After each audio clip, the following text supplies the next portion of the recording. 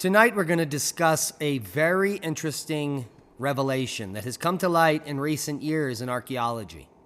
You're looking at Göbekli Tepe, one of the oldest temple structures known to man. It was unearthed decades ago in Turkey, and due to the archaeology done there, it was revealed that there was an advanced culture 12,000 years ago that were carving bas relief,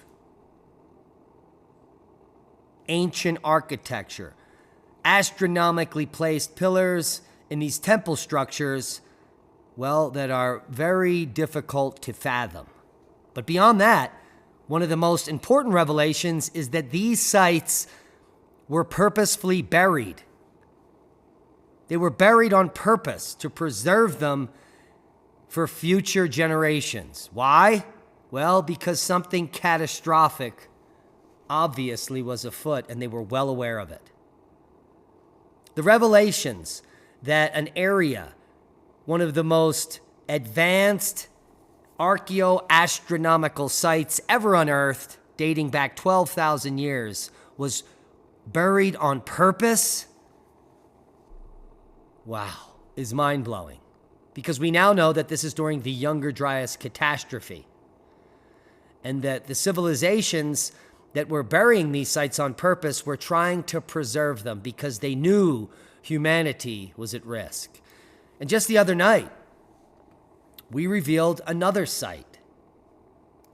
And you're looking at an even older site than Göbekli Tepe. This is Boncuklu Tarla, which is dating 1,000 years earlier, also buried on purpose, with very similar structures and stone pillars as Göbekli Tepe, 12,000 years old, during the Younger Dryas catastrophe.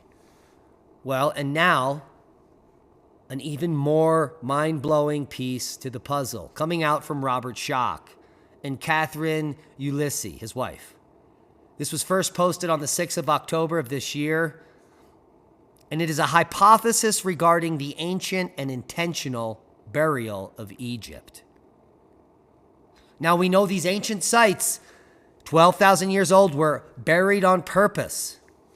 And Robert Schoch has visited Egypt, and he uncovered some geologic weathering patterns in the Sphinx enclosure, suggesting that it may be older than the Younger Dryas event.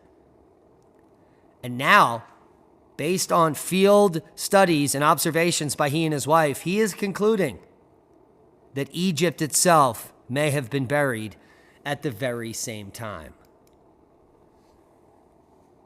Now, while visiting Egypt in 2019, leading 2 tours for the nonprofit organization for the research of ancient cultures, Oracle, which he and his wife run, they made what they believe is an extremely important archaeological observation regarding many of the ancient temples of Egypt. Now, to phrase it concisely, the temples, rather than simply falling into ruins and being covered by the sands of time, dust, and debris, as those in power in Egypt want you to believe, on the contrary, these temples appear to have been intentionally and systematically buried. Now, the question is, when did this intentional burial of ancient Egypt occur and why? And before we address these questions, of course, those who follow Robert Schoch's research may already recognize the direction in which we are headed. Let us examine the temple complex of Karnak, where Robert's wife, Catherine Ulisse, who we will refer to as Katie here, made the first observations of this phenomenon. Now, what you're looking at here is the modern version of the Temple of Karnak, all gussied up for the tourists. But before it was gussied up by the tourists, there are historical photos that show these huge mounds of debris pressing up against the walls. Now, Karnak is located, and here I think I have another picture here for historical context.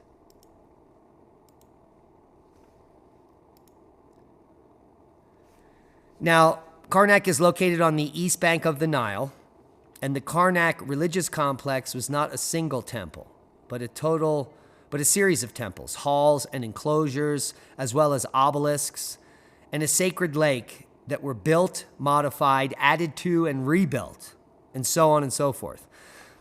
According to the archaeologists, this was continuously for thousands of years. And according to traditional Egyptological dating, the structures at Karnak range from the Middle Kingdom times, which is 2040 to 1780 BC, and Greco-Roman times, 332 BC to 400 CE, with many of the most prominent portions dating to the New Kingdom, which is 1550 BC to 1070 BC. However, one wonders if the origins of many of these structures date back to a much more remote period, even perhaps to the era that the dynastic Egyptians referred to as Zep Tepe, or the first time. Now, Robert Schoch's wife and himself are convinced, based on this evidence, that Zep Tepe can be placed in real time at the end of the last ice age 12,000 years ago. The observations of intentional burial at Karnak first struck Katie while viewing historical images on display along the walls of Karnak's visitor center. And this is that picture. Katie noticed that the blocks in some of the images appear to be too massive to have been blown into position by the wind. Oh, I'm sorry. This is not the shot. Let me get the shot. There it is. These blocks are purported to be blown down in the wind. Okay, so back to Katie's observation. She noticed that the blocks of some of these images appear to be too massive to have been blown into position by wind, as often occurs around abandoned structures in arid regions. And I would concur, based on the slope of these hills, this one being flat, that this is no catastrophe. These were purposely put here. And maybe at one time, the temple at Karnak here, this temple just looked like a mound of rubble.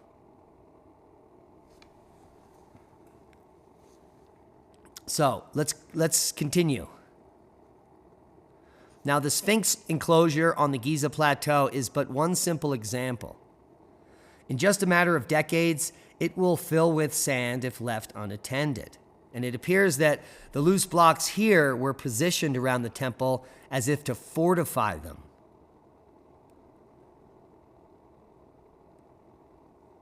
And notice the pile of dirt here, piled above the ram-headed sphinxes that line the entryway to the complex. This dirt could have been much, much higher, and now doesn't exist at all. And can you imagine the type of artifacts that were in there? Where did that dirt go? So the blocks in this rubble pile are enormous, as well as this rubble pile. I mean, they are tons, if not tens of tons. And what is apparent in the images is not simply sand blown in through time. The blocks in this rubble pile are enormous, and the mountain of rubble is tens of meters high. It appears from these images that a colossal and towering megalithic temple at some point in their history suffered a catastrophe that caused destruction to them and to the entire site. Large rubble pieces, large blocks found in the vicinity seem to have been subsequently piled up by ancient peoples against the towering temple walls and columns to protect what remained, as if to reinforce the remaining portions of the structure.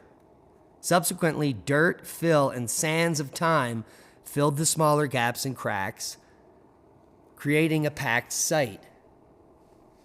This process suggests initial human intention followed by natural processes. On the opposite side of the towering walls that form the pylon one still finds neatly arranged ancient mud bricks piled against the back of the walls. And here we have a picture of that. This is like tens of thousands of adobe bricks just lying up on the back of this wall. Lots of it were removed. Lots of it were weathered away by the rains of time.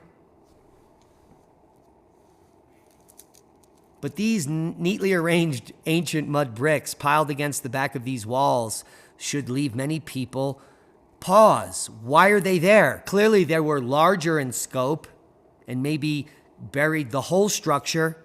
But what is this? Why would there be tens of thousands of remnant mud bricks here pushed directly up against the wall and stacked as high as we look at them now? Clearly, whatever this was, went higher and wider at one time, maybe protecting the entire temple complex. Now, why would any pharaoh, be it Ramses III, who reigned from 1186 to 1155 BC, who has been credited with some of the most major building projects at Karnak, or some other pharaoh, pack mud bricks around this beautiful temple? The speculation here is that dynastic pharaohs did not initially construct any of these sites. Rather, the origins of most, if not all, of the temples in Egypt date back to the time of Tepe, and they were simply repopulated 8 to 10,000 years later. Portions of these complexes were buried by much more ancient people in an effort to protect their creations from scorching plasma, composed of fast-moving electrically charged particles from the sun. All this was being ejected from our sun during a series of solar outbursts that brought Tepe, Atlantis, and many other megalithic civilizations to a close, and geologically and climatically ended the last ice age in spectacular fashion. And that's a boom to knowledge.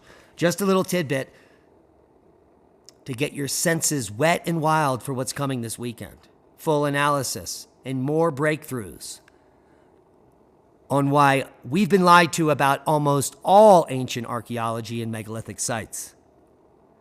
They don't want us to know that we were stronger, smarter, faster,